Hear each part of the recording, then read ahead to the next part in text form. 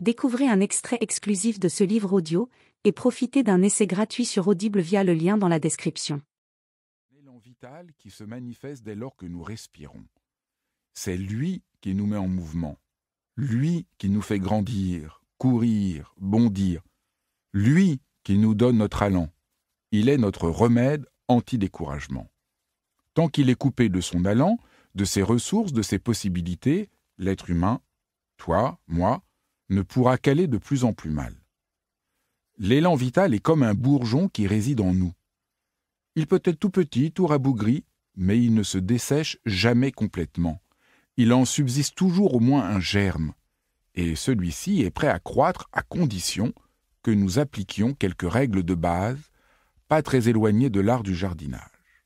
Comme tout bourgeon, notre élan vital a besoin de lumière, de soleil, de pluie et même de vent pour nourrir la sève qui le fait grandir. Il a également besoin des nutriments que lui procure le sol, lui-même nourri par d'autres plantes, par des bactéries, par des insectes, par des champignons. Il a besoin du monde, de la réalité qui l'entoure et le soutient. En autarcie, il s'étiole et finit par mourir.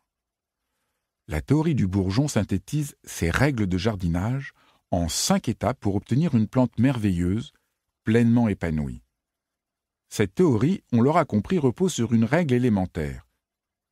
Sortir du recroquevillement sur soi, du nombrilisme que certains prônent pour atteindre l'épanouissement.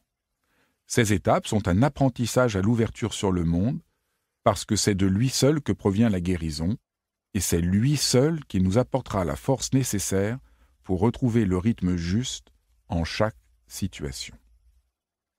Ce que je vous dis n'a rien d'extraordinaire. En réalité, il s'agit d'un savoir inné en nous, quasi instinctif, relevant de l'hygiène de vie la plus élémentaire. Mais, obnubilés par les 2 modèles que j'ai évoqués plus tôt, nous le méprisons, nous ne le réservons qu'à des situations anecdotiques. Un petit garçon trébuche, s'écorche le genou, pleure. Sa blessure est très superficielle, mais il pleure de plus en plus fort. Et plus on lui dit « arrête de pleurer », plus il est triste et pleure. Un petit chat passe par là. On le lui montre. Il arrête de pleurer. Il est même prêt à courir derrière le petit chat qui s'enfuit. Grâce à ce petit chat, le garçon s'est à nouveau relié à l'élan de vie en lui.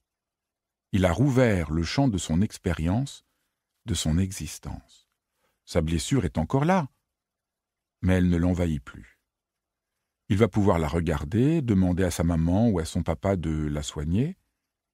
Il suit le petit chat des yeux et il rit.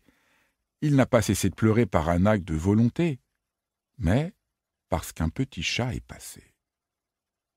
Ce petit garçon qui pleure, c'est nous, quand nous sommes coincés par un problème que nous devons résoudre.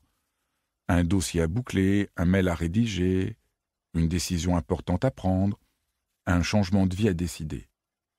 Ce problème, quel qu'il soit, nous voulons d'abord le creuser, le comprendre, l'explorer.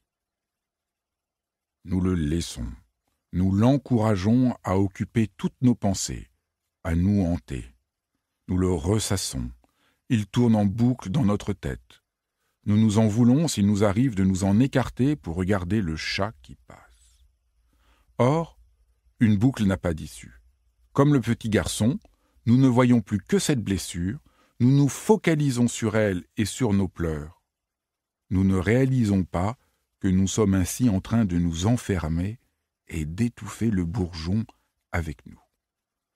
À force de regarder la blessure et de pleurer, nous n'avons plus le courage de relever la tête. Nous cédons à un accablement qui nous fige et aspire toutes les forces qui sont en nous. La théorie du bourgeon décrit un processus presque physiologique pour surmonter le découragement. Regarder le petit chat, se laisser distraire par lui, c'est retrouver ses forces de vie. Il ne s'agit pas d'une fuite en avant, comme on aurait tendance à le croire, mais d'une libération. Regarder le petit chat, c'est vaincre le découragement et l'impuissance dans laquelle nous met le figement. C'est la manière la plus évidente de rentrer dans le mouvement de la vie et, à partir de là, d'aider son bourgeon à devenir un arbre. Étape 1. Rien ne va plus. Pourquoi ? Livre audio complet gratuit disponible en description de cette vidéo.